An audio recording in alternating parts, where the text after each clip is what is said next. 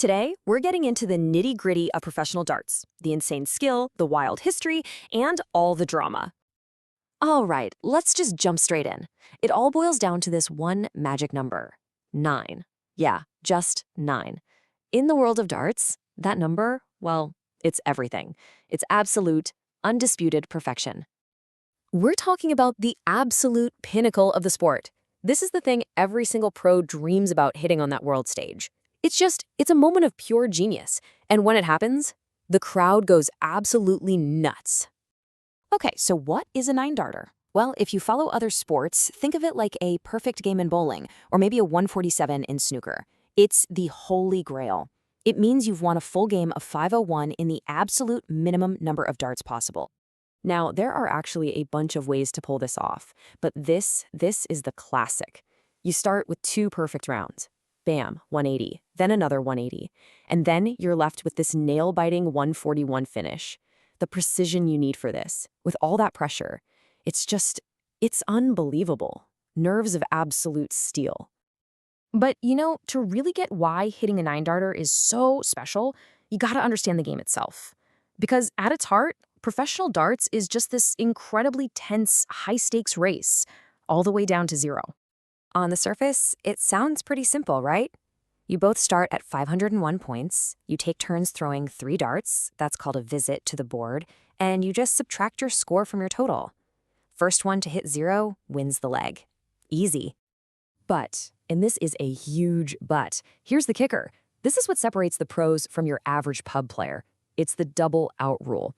See, you can't just hit 0 any old way. No, your very last dart, the one that wins the game, has to land in that skinny little double ring on the outside of the board. That one rule, that's where all the heart-stopping drama comes from. So that brings up a pretty interesting question, one that definitely trips up a lot of people when they first start watching. What happens if you mess up? Let's say you need 20 to win, but you accidentally hit a double 20 for 40 points. What then? You go bust. That's it. If you score more than you need, you're penalized. Your score for that whole turn gets wiped out. Poof, gone. You go right back to the score you had before you threw those 3 darts. It adds this insane layer of strategy and pressure to every single throw when you get close to the finish line. Okay, so let's talk about the setup, the battlefield itself. Because in a game this precise, you better believe the setup is standardized down to the millimeter. There's 0 room for error. And these measurements are the same everywhere in the world. Doesn't matter if you're playing in your basement or you're on the main stage at the World Championship. That throwing line, which is called the Oche, is exactly 2.37 meters from the face of the board, every single time. All right, now let's look at the board itself, because it's a masterpiece of design, really. It's built for maximum punishment and maximum reward.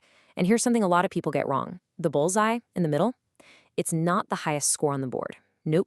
The most valuable spot you can hit is that tiny little sliver in the 20 segment, the triple 20. That's worth a massive 60 points with 1 dart. And this is where the genius of the design really shines through. The numbers aren't in order, 1 through 20. And that's on purpose. The guy who designed it, Brian Gamblin, was kinda cruel but brilliant. He put low numbers like 1 and 5 right next to the big one, the 20.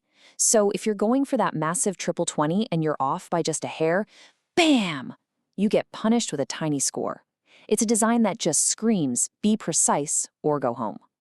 Of course, a game like this is nothing without its gladiators, right? And darts has produced some of the most fascinating, most dominant personalities in the entire world of sports. So let's start with this number, 16.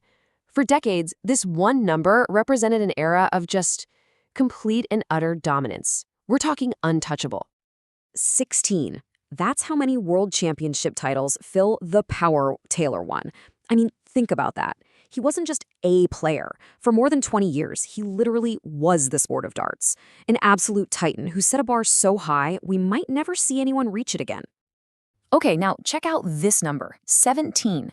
This represents something completely different. The explosive arrival of a new generation that basically blew the doors off the sport and took the whole world by storm. At just 17 years old, Luke, the Nuke, Litter, did what everyone thought was impossible. On his debut at the World Championship, he became this global phenomenon. The youngest finalist ever. He was making front-page news everywhere and brought millions, and I mean millions, of new fans to the sport, almost overnight. So what you're really looking at here is this incredible story, right? You've got legacy versus a meteoric rise. Taylor is the guy who basically built and defined the modern professional era. And then you have Littler, whose insane journey just launched the sport into a whole new stratosphere. It's an amazing contrast. But it makes you wonder, where did all this come from? This massive global show with the crazy party atmosphere at London's Alexandra Palace, the Alley Pally. Where did it begin? Well, let's just say its origins are a little more humble. The whole journey from a quiet pub game to a pro sport is just fascinating. You see that court ruling in 1908? That was huge. It legally proved darts was a game of skill, not just luck, which meant it could be played in pubs without issue. But the real game changer, the moment that created the sport we see today, was in 1992. That's when the best players in the world staged a breakaway. They formed their own organization, the PDC, because they wanted bigger prizes and more TV time, and boy did they get it. That single move is what turned darts into the high-octane, primetime spectacle it is now. So, that leaves us with one final thought. Here's a sport that literally conquered the world from a bar stool. It's now got these incredible young superstars that are capturing everyone's imagination. So the question is, what's next? Where does this amazing sport go from here? What's the next bullseye for darts?